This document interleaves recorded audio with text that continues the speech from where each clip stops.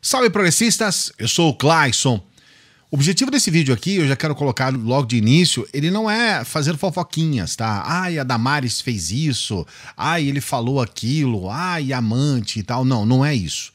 A ideia aqui, além, é lógico que você vai precisar saber o que aconteceu, mas além dos fatos em si, é fazer uma reflexão sobre como é tóxica, né? Como é complicada a comunicação entre o bolsonarismo e como que eles têm uma base quase que total no meio desse lamaçal de falsas acusações, de mentiras, de fake news, de invenções, de narrativas enviesadas. Então, o objetivo é você entender a profundidade do problema que nós nos encontramos hoje, porque essas pessoas são colocadas como protagonistas dentro do debate bolsonarista. A Damares, para você ter uma ideia, ela foi cogitada até bem pouco tempo atrás para ser vice-presidente na chapa do Bolsonaro em 2022. E nós estamos em meio a uma campanha política, você sabe disso.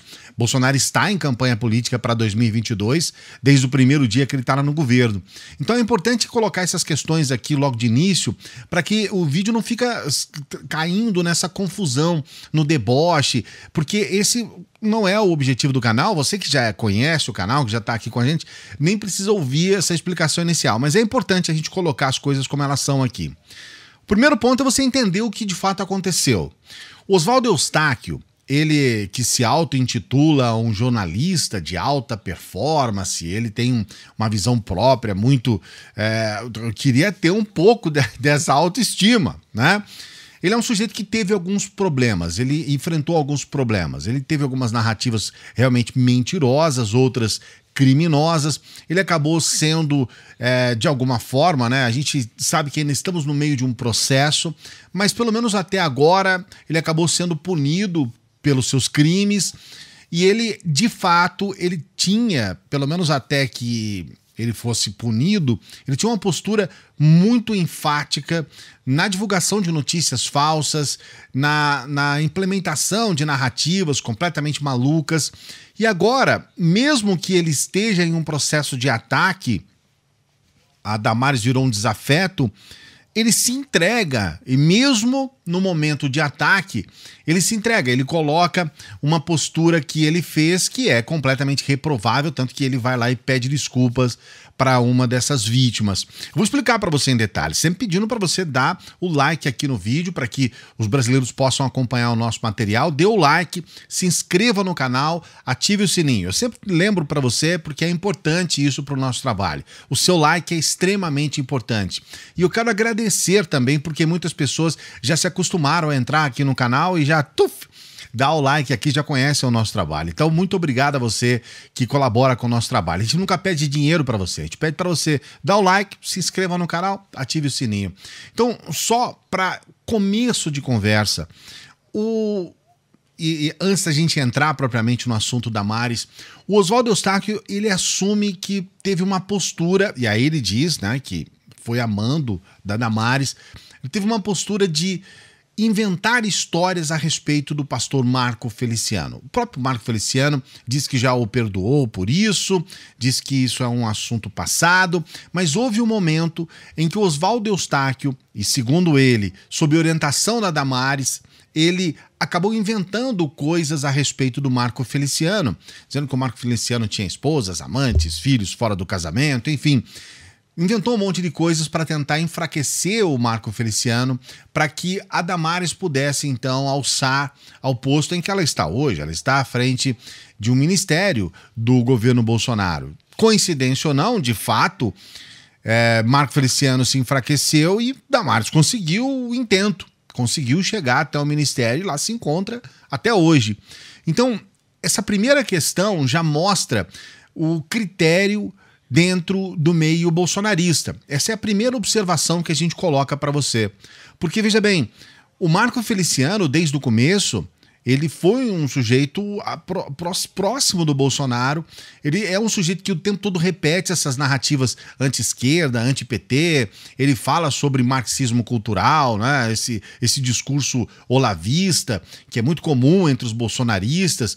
Ele fala sobre os problemas que muitas vezes são pontuais, que são hashtags, né, que são assuntos que são levantados rotineiramente pelos principais apoiadores do Bolsonaro. O bolsonarismo tem esse comportamento que a gente fala de gado, né, mas é muito... Eu acredito que seja muito... Sabe, eu não gosto de ir pro ataque, tá? Mas eu acho que é muito próximo você dizer que é um comportamento de gado, porque eles vão ali seguindo um ao outro. Então, sempre quando há lançamentos de narrativas, tá lá o Marco Feliciano para repetir, sabe? Ele repete. Então ele é mais um do movimento bolsonarista, ele é mais um que utiliza suas redes sociais para dar vazão a essas narrativas que seriam, no primeiro momento, inclusive atribuídas ao gabinete do ódio. Então, mesmo sendo totalmente alinhado com o Bolsonaro, com o discurso bolsonarista, dentro das narrativas do gabinete do ódio, dos mais radicais seguidores do Bolsonaro, mesmo assim, ele recebe um ataque de um daqueles que é um bolsonarista também, que é apontado como um membro também do gabinete do ódio. Então a gente percebe que esse chamado fogo amigo, que é uma coisa que a gente percebe que já é algo meio comum no bolsonarismo, ele é uma demonstração clara dessa, sabe, é um caráter, né? Essa dubiedade de caráter, é um não caráter quase, vamos colocar assim. Então esse primeiro ponto é um ponto que a gente considera importante. O segundo, e aí não tem como dizer que é uma mentira, porque tudo aquilo que a gente ouve, porque esse assunto foi trazido pelo Oswaldo Eustáquio, então a gente tem que colocar dúvida em tudo, a gente tem que realmente falar, puxa vida, pode ser uma invenção muito grande. Mas aí, o que acontece agora? Oswaldo Eustáquio então faz uma carta. Nesta carta, ele distribui para 30 pessoas, pelo menos, dentre elas pastores, religiosos, justamente falando sobre a Damares e falando sobre questões que você fala, rapaz, esta ministra da mulher, da família e dos direitos humanos, né? É uma ministra complicada. Damares Alves, segundo a carta, ela tem um caso com um homem casado e um homem pastor, né? Então, assim, nós temos duas pessoas que enaltecem muitos valores cristãos, os valores, inclusive, dentro daquilo que é defendido no meio evangélico, a defesa da família. Ela é a ministra da família, colocaram esse nome lá para enfatizar essa questão. E aí, como assim ela tem um caso com um homem casado e tudo mais?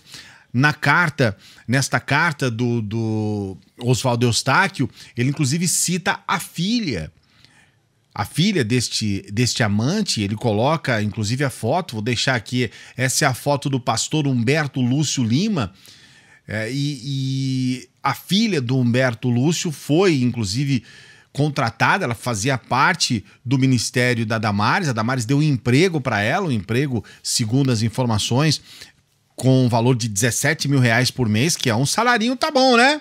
Ou não? Tá bom o salarinho de R$17 mil aí pra você? Eu acho que, puxa vida, hein? Eu acho que é um salarião. E aí a gente percebe claramente que a Damares manda embora é uma menina de 20 anos, né? Que ocupava esse cargo, é um cargo terceirizado de assistente administrativa do ministério. E aí você fala, caramba, tem alguma coisa aí. Só que a gente percebe também que a própria Damares, ela não desmente, e mais ainda, ela confirma que, de fato, ela teve um caso com esse pastor, com o pastor Humberto Lúcio Lima. Só que ela se diz enganada pelo pastor, porque ela não sabia que o pastor era casado. Ela, ao que tudo indica, ela não tinha como negar essa relação. Ela fala que teve uma relação com ele em 2014 e que ela foi enganada, ela se sente traída por ele. Falou, olha, eu fui enganada porque ele não disse pra mim que era casado e tudo mais. Nós tivemos esse namoro, mas não sabia disso. Ao que tudo indica, porque não tinha como negar essa questão.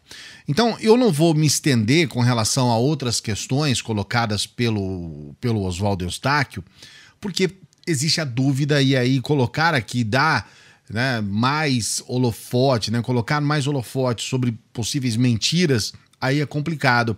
Mas como esse caso foi confirmado pela Damares, ela de fato assume isso, então nós temos pelo menos um problema com relação ao pastor, né? Porque o pastor de fato era casado.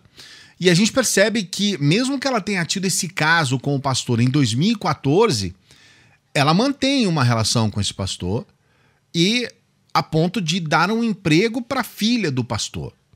E esse é um outro ponto que eu considero relevante, porque, veja bem, como assim, né? Você é enganada, você se sente traída por uma pessoa, mas ao mesmo tempo você vai lá e ajuda essa pessoa, coloca a filha lá e tal. Então realmente são histórias mal contadas. Eu não vou aqui ficar colocando muitas questões em cima disso, mas eu entrego essas informações para você que você tire suas próprias conclusões. A informação está aí, eu vou deixar a reportagem aqui. Essa reportagem saiu na revista Veja. Tem lá detalhes sobre a carta. Eu vou trazer alguns trechos para você sobre esse suposto caso amoroso. Um dos trechos ele diz assim: uma jovem de 20 anos que trabalhou na Secretaria da Igualdade Racial e na Secretaria da Família mostrava sinais de profunda tristeza porque sua mãe estava sendo traída pelo pai durante 7 anos. E essa situação machucava muito toda a família. A mulher com quem o marido desta irmã manteve caso por esse tempo, que traiu a sua família, é a própria ministra da Mulher, da Família e dos Direitos Humanos, a Damares Alves. E aí ele diz assim: chamei o marido desta irmã que admitiu a situação. Sugeri a Damares, por meio do próprio homem com que ela manteve relação, que é um pastor, que ela pedisse perdão à esposa dele e encerrei minha participação nesse caso específico após este fato. Então a gente percebe claramente que se de fato a Damares ficou 7 anos com esse sujeito, é muito difícil, quase impossível que ela não tenha descoberto que esse sujeito era casado.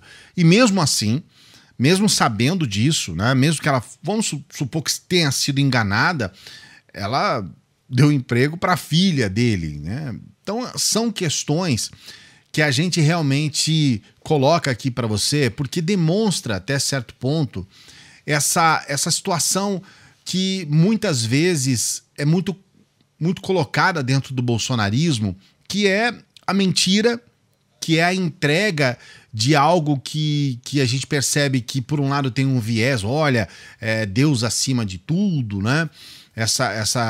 Esse discurso que o Bolsonaro gosta muito de falar a respeito de religião. Ele que foi um sujeito que foi batizado por um pastor que está preso, né? O pastor Everaldo, preso por corrupção. E esse pastor, no momento, ele foi batizado por esse pastor para que ele pudesse ingressar no partido, para que ele pudesse viabilizar a candidatura dele, para que ele pudesse cooptar parte de um grupo evangélico. E a gente percebe que quanto mais a gente mexe nesse meio aí, mais fede. Essa é que é a verdade. Então a gente hoje está vendo uma série de questões, e olha só, nós estamos falando de um sujeito, esse pastor Everaldo, ele recebeu uma votação expressiva por parte dos evangélicos, e é um sujeito que a gente percebe está preso, e é uma liderança de uma das maiores denominações evangélicas do Brasil, que é a Assembleia de Deus, que inclusive é dona deste partido, o Partido Social Cristão. Ele é um partido de uma igreja, a Igreja Assembleia de Deus. Assim como nós temos um partido, né, que é o Republicanos, cuja dona é a Igreja Universal do Reino de Deus. E aí a gente percebe que quando há essa vamos colocar assim, essa contaminação, sem exagero, né, por parte de religiosos na política ou da política em religiosos, vamos colocar melhor então, a gente percebe que muita coisa boa não sai daí.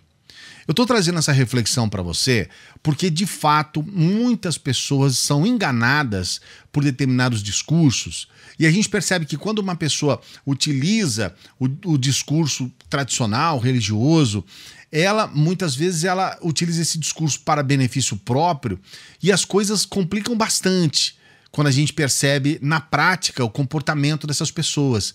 Eu coloquei um vídeo aqui há um tempo atrás de um outro líder religioso, vou até deixar o card aqui, eu tenho que colocar com essa mão aqui, porque eu coloco aqui e sai pro lado de cá, então eu tenho que colocar assim, mas nesse card nós temos o Otone de Paula, que é um sujeito que tem acusações dele pegar dinheiro público para jogar dentro da igreja, e aí são acusações que somam aí, pelo menos em uma dessas digamos, bondades que ele faz para a igreja, a gente tem 700 mil reais aí no meio dessa brincadeira, né? A gente fala até em valores maiores do que isso. Então a gente percebe que eles estão ali fazendo um discurso moralista, um discurso religioso, mas o resultado final é o que a gente está vendo aí. Muita falcatrua, muita mentira. Uma pessoa que defende a família, mas que estava com um homem casado, mas aí fala que o homem estava enganando, mas não presta atenção. Como é que você fica 7 anos em um relacionamento com alguém que é casado e não descobre? Então, ou é muito, né, desatenta, né? Não quero ficar aqui ofendendo, tá? Mas ou tem alguma coisa nisso.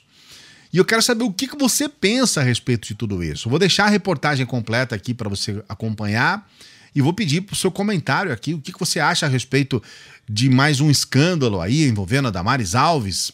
Não se esqueça de dar o like no vídeo, se inscrever no canal, sua inscrição é fundamental e a gente se encontra numa próxima. Bom final de semana.